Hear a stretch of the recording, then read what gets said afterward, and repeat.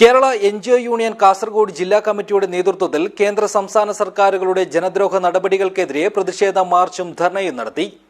കാസർഗോഡ് നടന്ന പ്രതിഷേധ സമരം സംസ്ഥാന സെക്രട്ടേറിയറ്റ് അംഗം എസ് സുനിൽകുമാർ ഉദ്ഘാടനം ചെയ്തു. ദിസ് ന്യൂസ് സ്പോൺസർഡ് ബൈ ഗുണമേന്മയോട് കൂടിയ ഉൽപ്പന്നങ്ങൾ മിതമായ നിരക്കിൽ Sreekrishna hardwares MG road Kasaragod.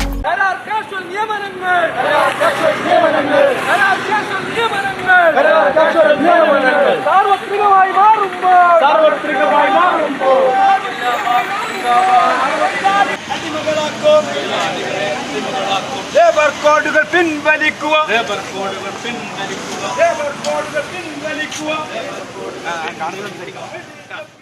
കേന്ദ്ര സംസ്ഥാന സർക്കാരുകളുടെ ജനവിരുദ്ധ നയങ്ങൾ തിരുത്തുക, വർഗീയതയെ ചെറുക്കുക എന്നീ മുദ്രാവാക്യം ഉയർത്തിയാണ് കേരള എൻജിഒ യൂണിയൻ കാസർഗോഡ് ജില്ലാ കമ്മിറ്റിയുടെ നേതൃത്വത്തിൽ കാസർഗോഡ് കേന്ദ്ര സംസ്ഥാന സർക്കാരുകൾക്കെതിരെ മാർച്ചും ധർണയും നടത്തിയത്.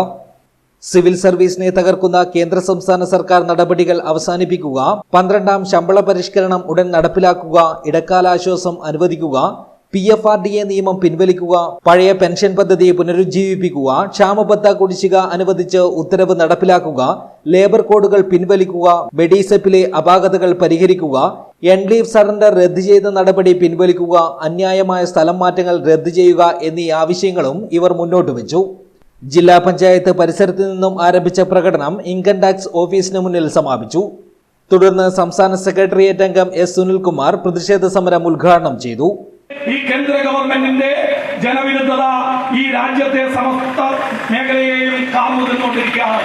പൊതുമേഖലകളെല്ലാം ഇല്ലാതായിക്കൊണ്ടിരിക്കുകയാണ്. സിവിൽ സർവീസിൽ സ്ഥിര നിയമനം എന്നത് ഈ രാജ്യത്ത് കേട്ടുകേൾവി പോലുമില്ല. നമ്മളൊക്കെ പണ്ട് പറഞ്ഞിട്ടുണ്ട്, പട്ടാളത്തിൽ പോലും ഇപ്പം കരാർ നിയമനമാണ്.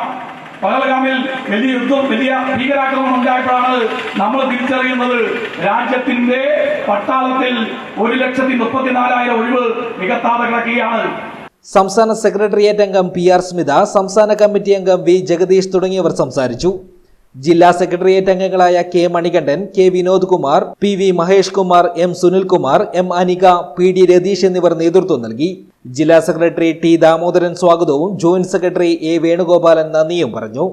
News bureau, Kasaragod.